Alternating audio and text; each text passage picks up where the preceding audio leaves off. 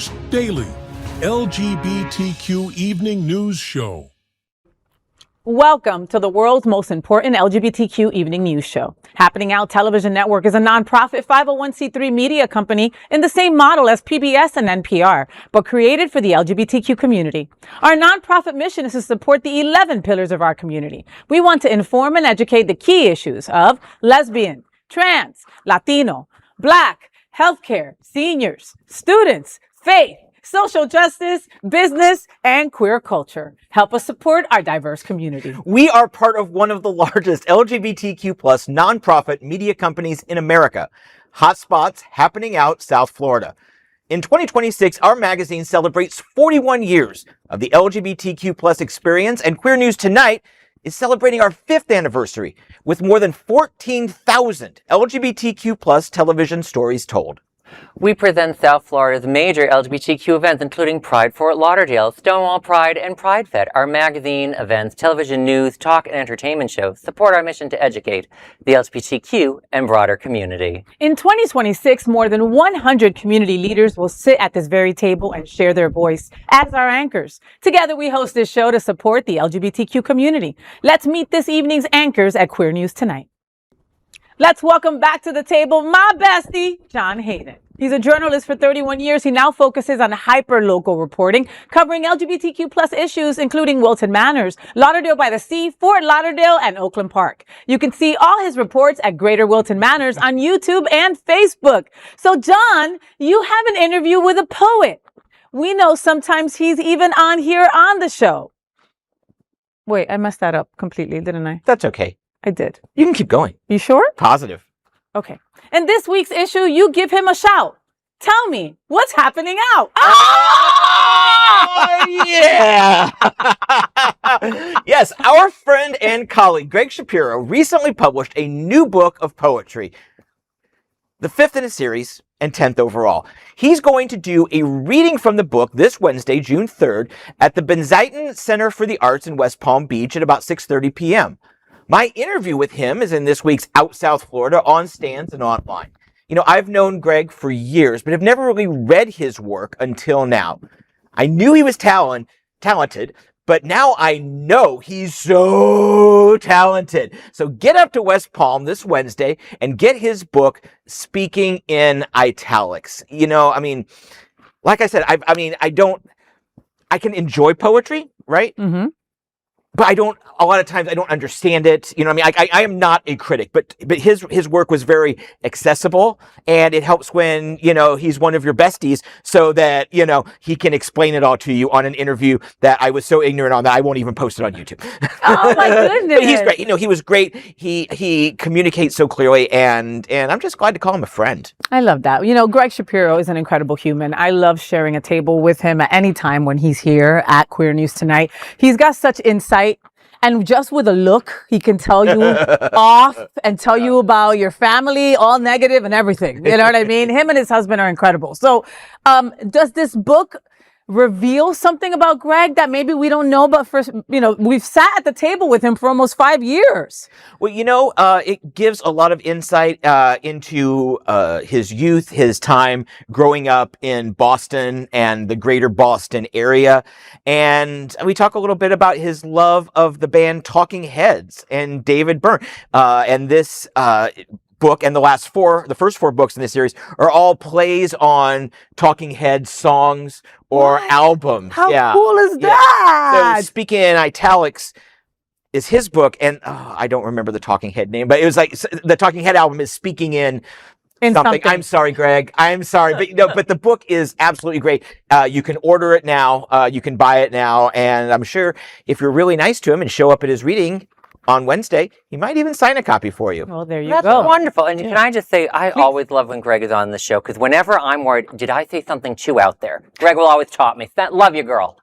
They always show you up, right? Queer News Tonight looks forward to seeing you at the book reading on June 3rd for Gregg Shapiro's new book, Let's welcome back to the table anchor Alex Morash. Alex has served as editor-in-chief of Options magazine, media director of the National LGBTQ Task Force, and press secretary for the Florida Democratic Party. Welcome back to the show, Alex. How you doing? Thank you. Boo? Happy Pride, girl. So nice to see everyone here. Hi. So how do you and your boo Gil celebrate Pride? Oh, well, like any good, young, out there couple, we mostly stay at home and watch gay movies. Now, like gay movies that I can see on Hulu's Pride tab, or gay movies that I would see playing at the Eagle on the screens? The type that you'd see probably on Netflix, because I'm not into Hulu. It's a little too basic. Pornhub. Okay. that would be the Eagle. Sorry. Okay. No. I mean, listen, it sounds like a fun time. I mean, Right. I've been blessed to be at the table with Gil as well, your partner in crime. And he is so talented, so smart, so fun. So I could just imagine it's a party with you guys. I will say what I should look for this year. If there's a dog pride event, I'll probably go to that. Because I love to bring those two everywhere, even when everyone can't stand them barking all the time. I'm like, whatever. There's a pride event for doggies. I'll probably go. Wait, Key West always has a pup pride. Girl, that's like a 3-hour drive from Too here. far for I don't know Alex. that in Alex ain't Wilton trying to do Manor. that. Come on. Look, you asked me to tell you about one. I told you about It's in one. Broward County. How about that? We'll find you something for Pup Pride for sure. Alex, it's so great to have you back at the table here at Queer News Tonight. And, of course, let's welcome back tonight's lead anchor, my bestie, the person I spend so much of my time with at other events, FayWhat! She is a legendary events host, television and radio personality, and the host of Hotspots Happening Out's The FayWhat Show. FLoatarama is returning for America's biggest Pride on Water fundraiser, June 13th. Tell me, what is happening out? Yes, John. So the 7th annual FLoatarama Pride on Water fundraiser returns Saturday, June 13th, bringing hundreds together for America's biggest LGBTQ plus Pride on the Water celebration. Presented by Seminole Hard Rock Hotel and Casino Hollywood, the event begins at 10 a.m. aboard the 130-foot yacht Catalina, departing from Boat Campers Sports Bar and Grill. Guests will enjoy a brunch cruise with a premium open bar. Yes, you heard me. Open bar. DJs Trevor Oldroyd. I love Trevor. He's amazing. And Matt Consola and Grand Marshal. All right. If you are a fan of the Real Housewives of Miami, Marisol Patton is going to be on the ship with us. All right. And she is incredible. The celebration continues with a waterfront tea dance on Boat Campers patio. Tickets and details are available at FLoatarama.org. So I want to give a big shout out going out to Scott Schramm and Roderick. They went through a crazy health scare this year. And here they are, still coming through, I, for one, was worried that maybe he wouldn't be up for it before Pride came. But I mean, he was determined to, I'm talking about Scott Schramm. And, he was determined to come back with us and be a part of this incredible FLoatarama that, is his brainchild, him and his husband, Roderick. And at the end of the day, FLoatarama does this incredible fundraiser, and then they help other nonprofits, right? Yeah. From kids to art to theater and everything in between. It's incredible what FLoatarama does with that money that they raise. But June 13th is going to be all about the party on this boat, having an incredible time out at sea with Marisol. Oh my God, I can't wait to meet her. I'm going to try not to stalk her. My wife's in love with her also. So we'll see how that goes, But I mean, it's Pride on the Water. It gets no better. I've been trying to get FaceTime with Marisol, going all the way back to my Deco days. Oh! So that tells you how long ago it's been. Oh, and I believe the Grand Marshal is Deco's Alex Miranda. Alex Miranda, yes. Who hosted the Pride Brunch yesterday. Oh, such an incestuous little community we are. We are. So I'm really looking forward to it. I grabbed Scott and Roderick at the Pride Brunch yesterday, and we talked a little bit about this coming up. I will have that story for you on Greater Wilton Manors on YouTube and Facebook, and I'll bring it to us on Wednesday. On Wednesday. When I sit here, yeah. Fantastic. Okay. This sounds wonderful. My question is, how are they going to be able to handle all these gays on a boat with, what is it, all you can drink, an open bar? Yeah. Oh God, these poor people, they're saints. I don't know how they're going to do that. I feel bad for the bartenders at Boat Campers who have to give us all we can drink once we get off the boat. Oh God. God help them, but it's always a really, really great time. And Queer News Tonight, and Faye and Alex, and even myself, look forward to seeing you at FLoatarama on June 13th. I'm FayWhat, and let's queer up faith. Southern Episcopal Diocese appoints first openly lesbian bishop in historic milestone. The Episcopal Diocese of East Carolina officially appointed Reverend Sarah Fisher as its 9th bishop, making her the first openly lesbian Episcopal bishop in the Southern United States. Fisher, 54, was elected last November, on the 3rd ballot by a simple majority. As reported by the Christian Post, Fisher emphasized compassion and unity throughout the selection process. While responding to questions from the diocese, Fisher wrote, quote, "I serve a very purple congregation. We are not unanimous in politics or in how much noise children should make in church or what brand of coffee to serve. We are united in our desire to see, know, and serve the risen Christ," end quote.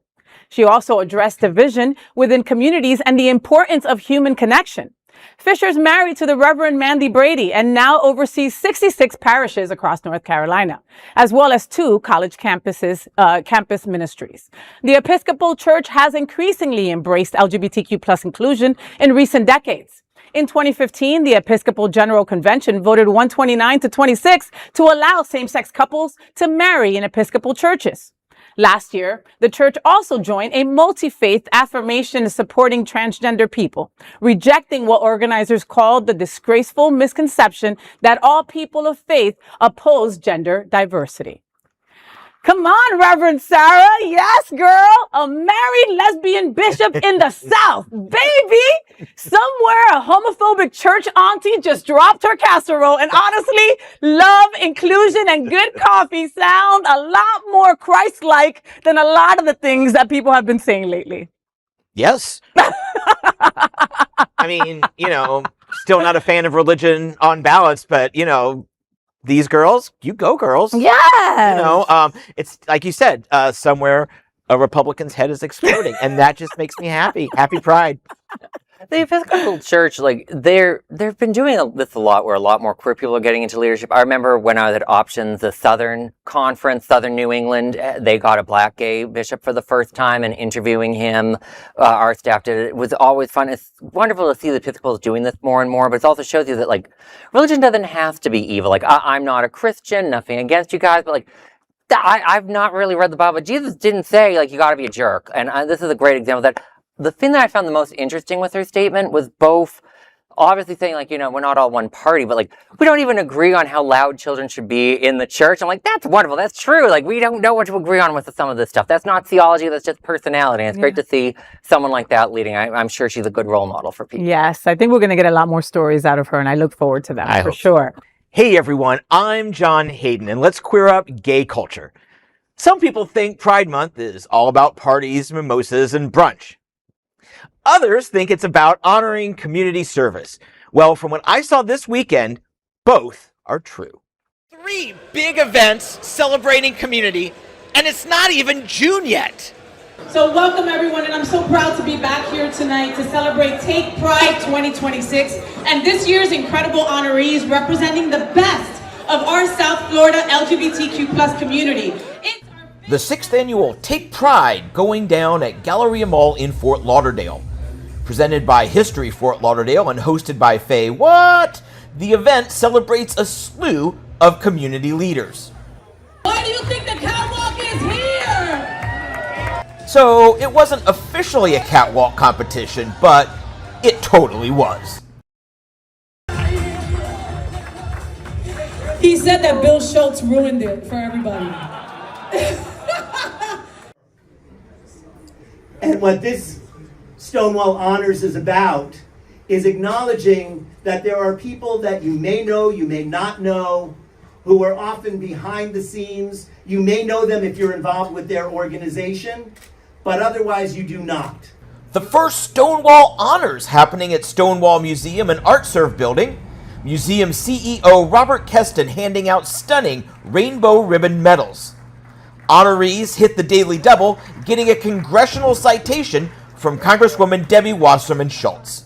We've been in the trenches with one another, making sure that every time hate pops its ugly effing head above the waterline, that we punch it back down. Everybody comes to Hollywood. Everyone came to the Seminole Hard Rock in Hollywood for the Pride Center's Super Mega Drag Brunch.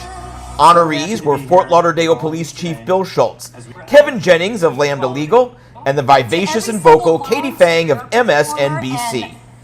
After the food and honors, it was one powerful production number after another.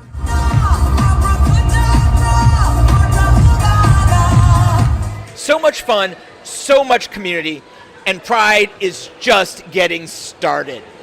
At the Galleria Mall, SunServe, and the Seminole Hard Rock Casino in Hollywood. I'm John Hayden. I am John Hayden. Yes. Oh my gosh, what a great weekend. And just as I was getting ready to leave the Hard Rock Brunch, the entire cast came back on stage, and look at who I saw. Faye, you were on the stage with the cast because you were in the cast. I didn't get video of it because I didn't even know to look for you. Oh, I'm so sorry. But I got to be a that, surprise. Yeah. So they did the incredible VMAs number with Madonna, Christina Aguilera, and Britney Spears. Right. Do you remember that from back in the day where Madonna French kissed both the girls? And so they did that homage to Hollywood because we were at the Seminole Hard Rock Hotel and Casino. And so Daisy Dead Petals and Eric Eldridge call me up and they're like, "Hey, we want you to be part of the opening act." And I'm like, "You need me to hold something? Or are you going to throw a jacket at me? Whatever." "No, we want you to be Missy Elliott."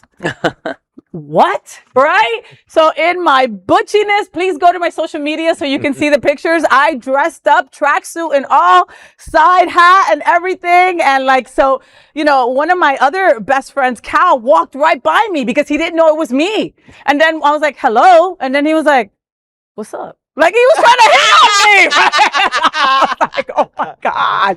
But it was epic. It was incredible to be part of the drag brunch. It was incredible to be able to host Take Pride on Thursday. History Fort Lauderdale, Goodman PR, the Galleria Mall that now is having Wayfair move in. Hello, Galleria Mall. All about it, right?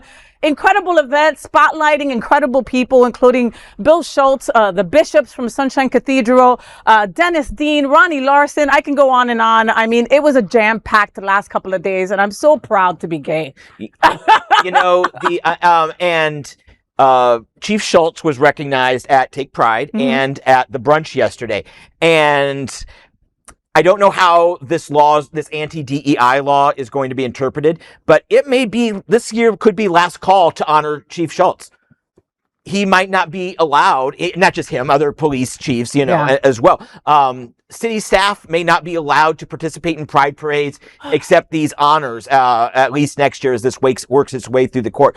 But that is a dark looming on the horizon. But for this year, thank you, Chief Schultz. Yeah. Whether you can be in the parade or not, we appreciate you and we love you. Nothing says freedom like telling employees what they can do, what they can't do outside of normal work in their own hours, time. Right. Yeah. So the gallery event looked amazing, and I love that place not just because I like to charge my Tesla there, but no, that looked great. Robert, he looked like he was having a wonderful time at that event, and I'm just so glad to see the Stonewall Honors happen because I know Kiara Johnson was getting an award there. I so happy to see her. From the task force. Yes. She was my old boss, and I just think the world of her. So when I saw that she was on the list, I told Robert before that it was great. So wonderful events, and the brunch just looked amazing. Oh my goodness, so much to do.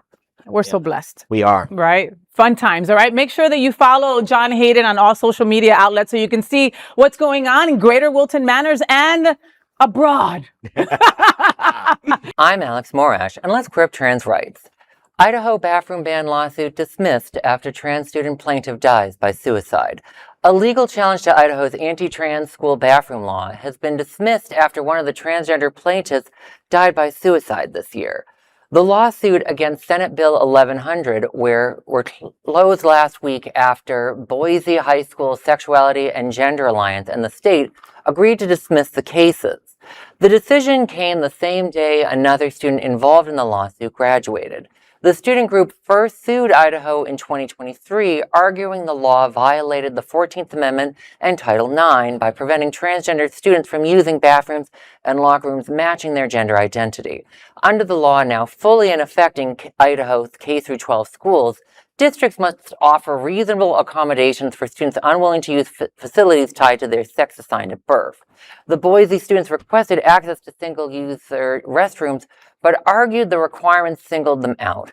One student, identified in court documents as Jane Doe, said in filings, quote, it is scary having to look around before to see if anyone will see me going into the single-user restroom, as I worry about people gossiping and speculating about me being transgender. I don't want people to know I am transgender without my consent, end quote.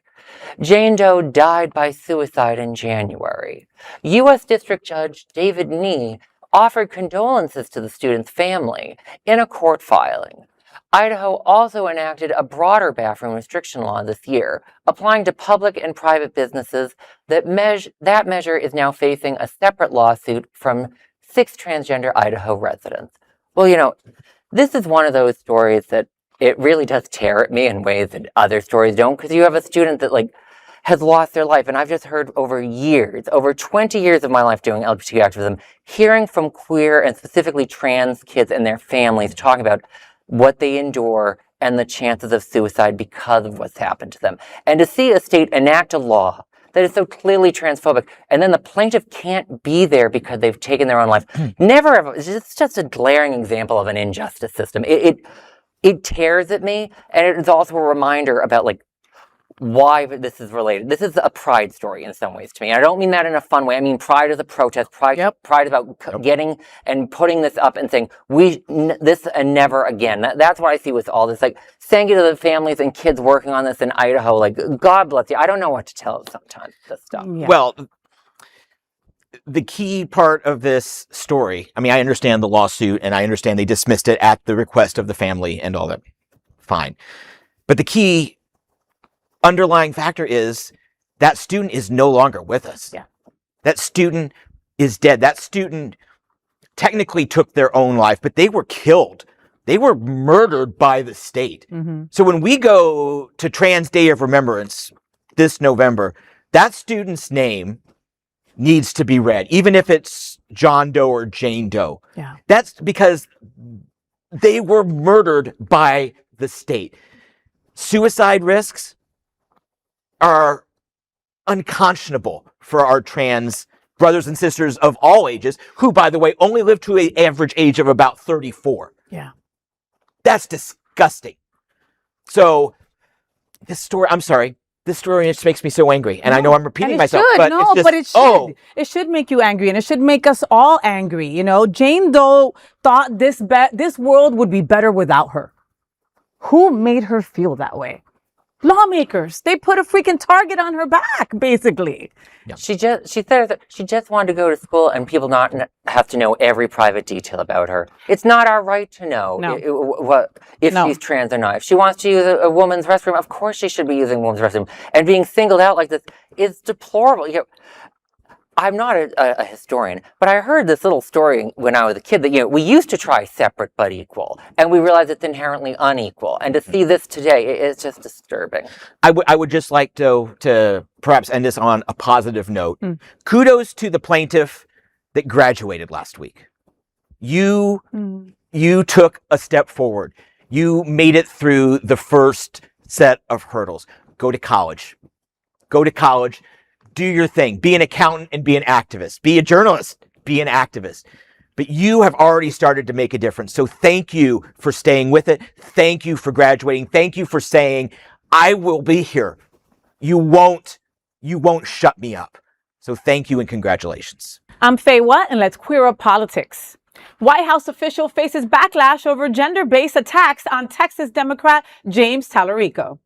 The comments came as Talarico campaigns against Texas Attorney General Ken Paxton in the upcoming Senate race, where recent momentum has drawn increased attacks from Republicans.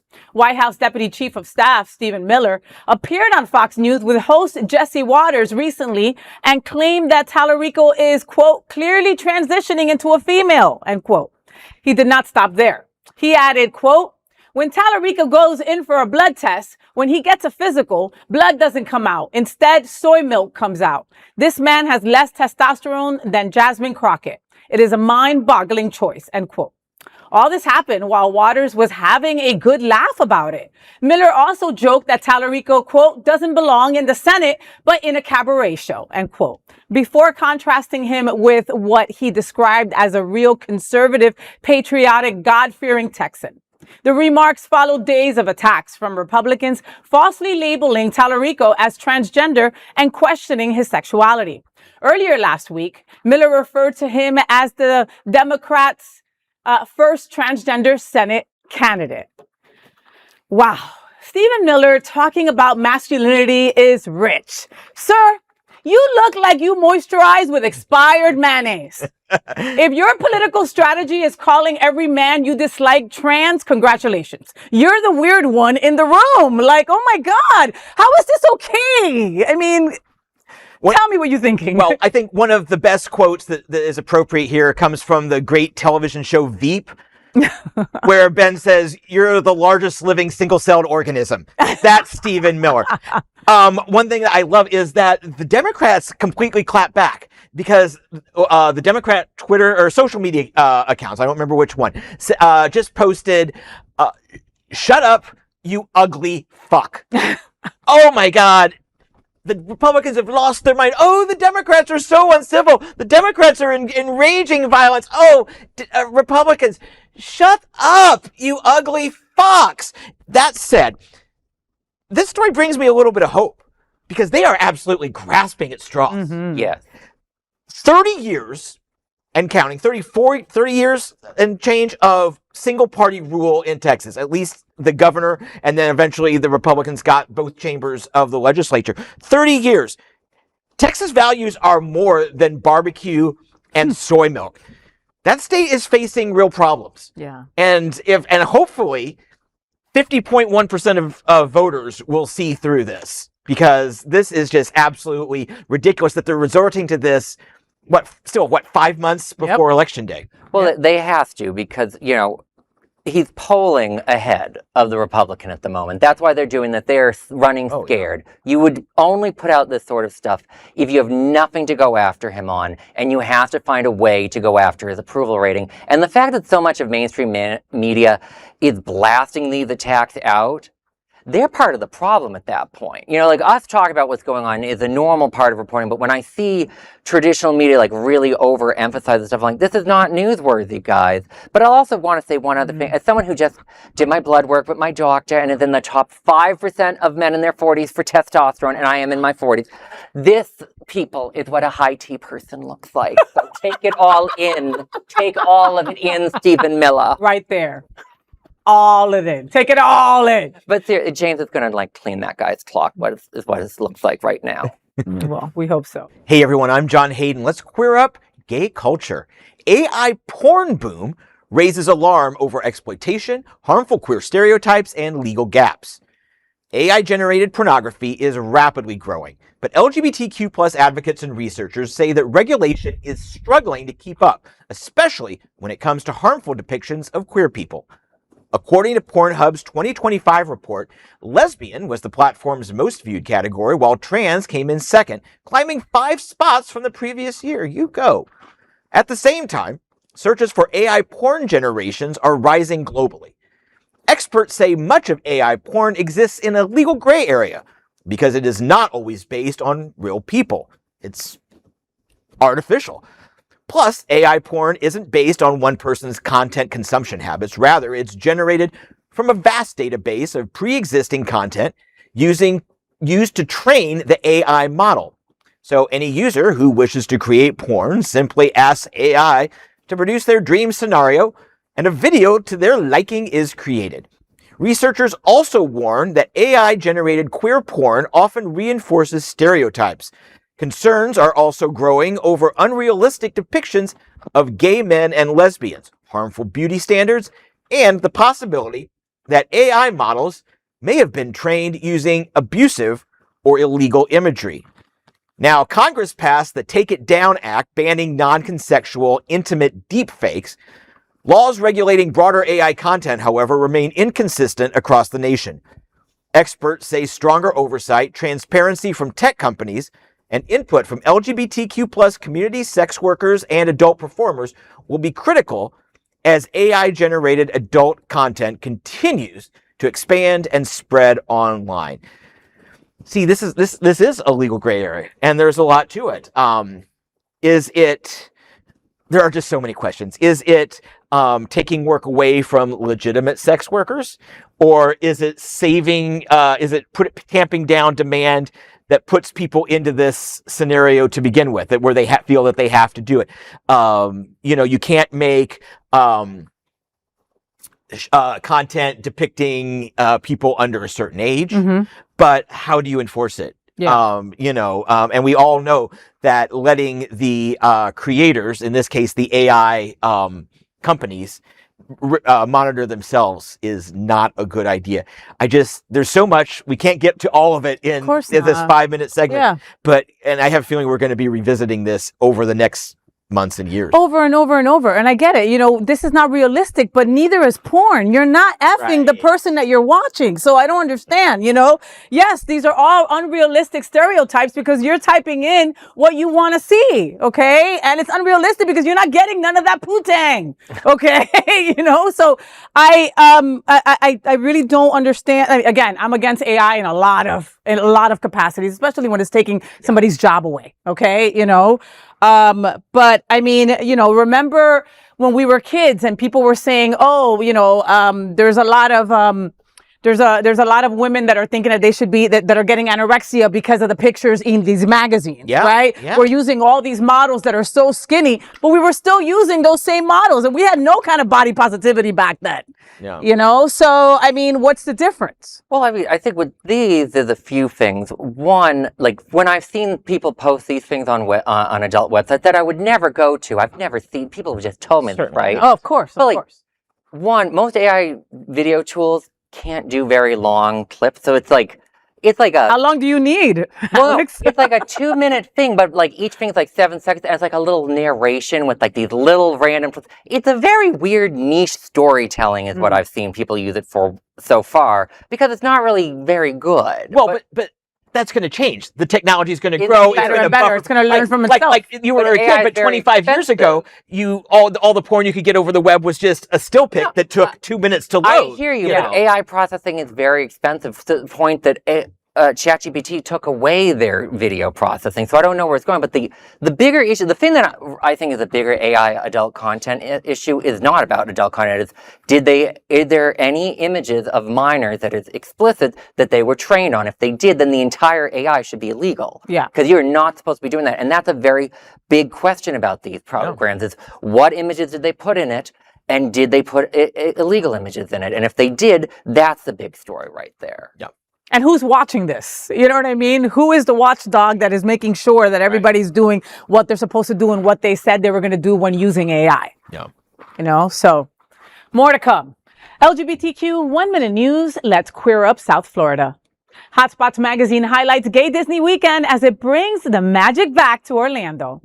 Our Hotspots happening out, LGBTQ lifestyle magazine Hotspots is back with a feature on the return of Gay Disney Weekend, one of LGBTQ community's most anticipated annual celebrations. From one magical weekend and gay days to Girls in Wonderland and Pride Cup, Orlando will once again be filled with pool parties, drag shows, dance events, comedy, sports, and community connection.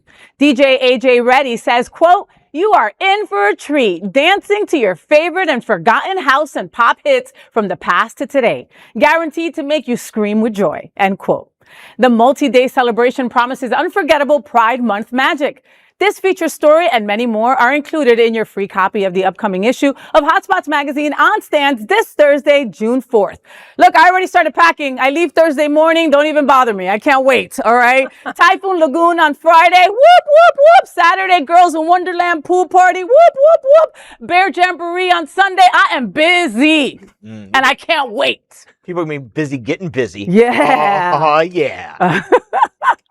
Oh my goodness. I think this is wonderful. I just always love a Hotspots with a hot man that's shirtless on it. So I'll be honest, this you're all going to hate me. I've never actually been inside the Disney World theme park. I've been to hotels next to it. I've never actually been in it. I know. You should all like Attack me in the comments, kids. What about Disneyland in Anaheim? No, I've never been to that one either.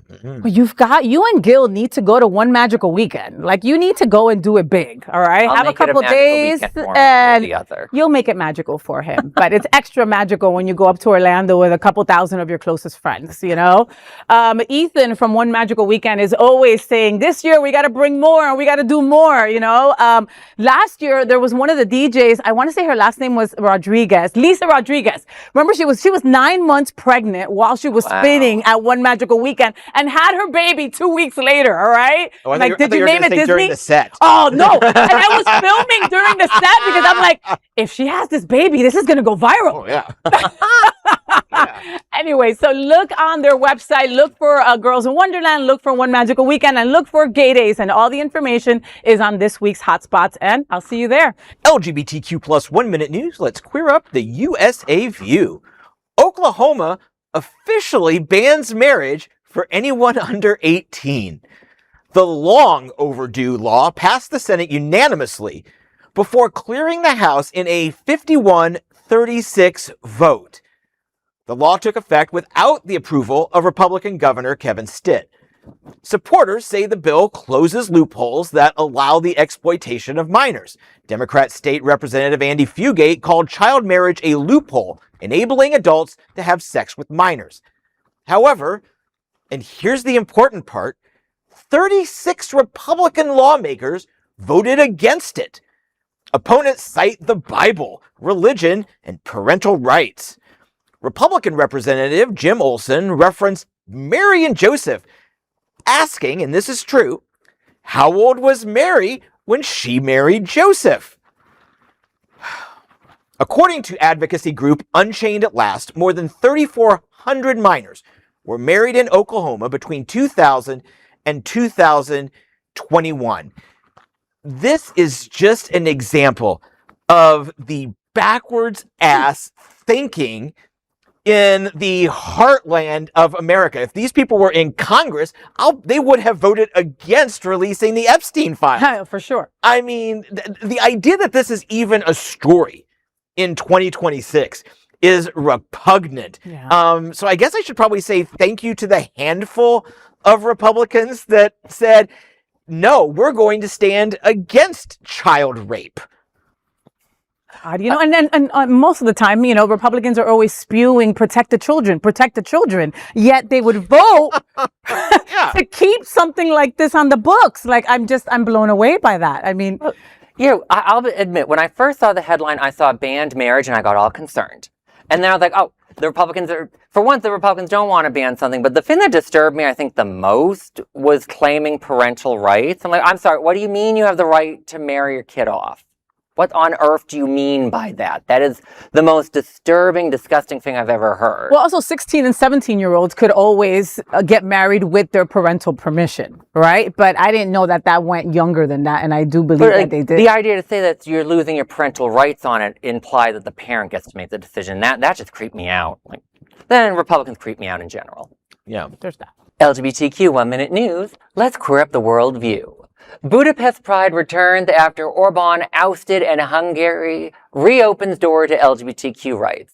Pride will officially return to Budapest this month after Hungary's government approved the march following the election defeat of former Prime Minister Viktor Orban. Orban's government banned Pride events last year, but more than 200,000 people still marched in the protest.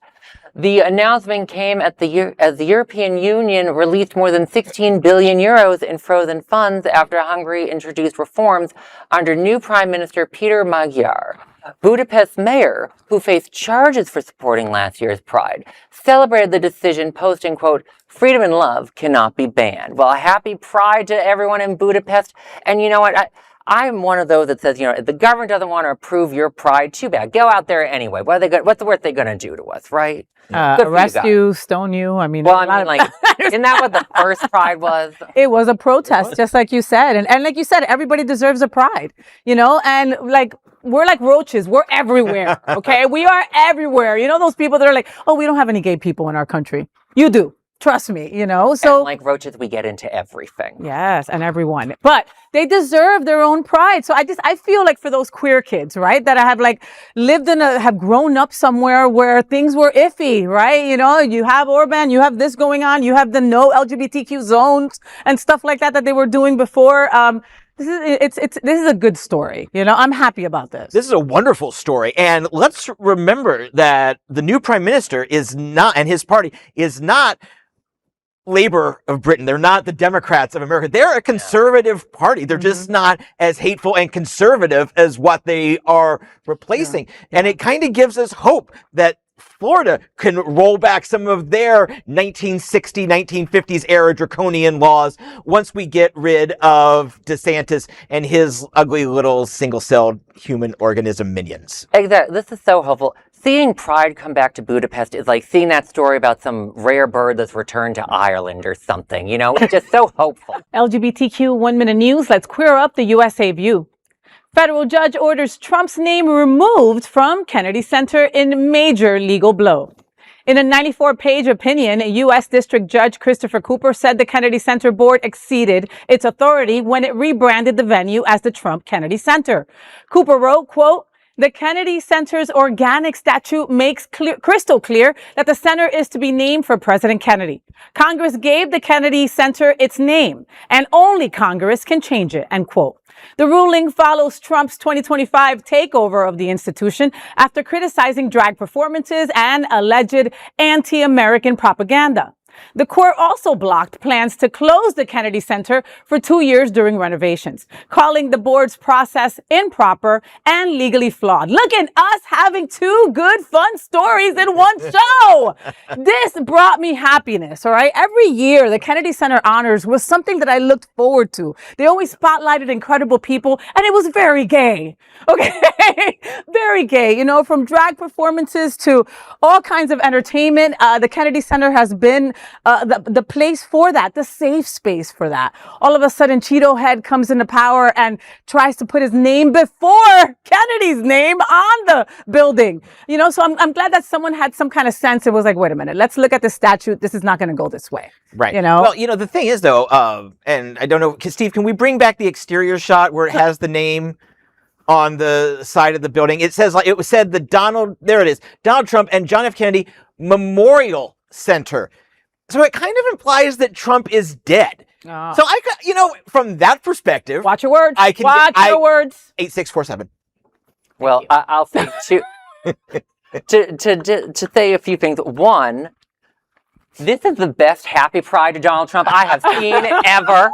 Happy Pride, Donald. I heard that he's running away from everything to do with the Kennedy Center now. But the memorial part to remember, the Kennedy Center is a presidential monument. And just how absurd it is to put your name on someone else's presidential memorial. It's literally a monument in the same way that the Lincoln and Jefferson are, for those that don't understand that. As a former DC resident and geek, like, that's what it's like. There's literally a statue of Kennedy in there, just like there's a statue of Jefferson in the Jefferson one and Lincoln in the Lincoln one. The idea that you would throw your name on it is not just silly. It shows that something's really wrong with that man. I know, news to all of you, right? Right? Have you seen the gold statue in Doral that everybody like throws flowers on and kisses and everything? Like you haven't seen it. Is it a cow or is it Donald or is it do they look the same? It's Donald and it's a bad one. Oh. Ugh. All my favorite Colombian spots are in Doral. I can't even go there anymore. LGBTQ plus 1 minute news. Let's queer up gay culture. Pod Save America host John Lovett marries in star-studded Santa Barbara wedding. The Pod Save America host married Ari Schwartz over Memorial Day weekend in Santa Barbara, CA.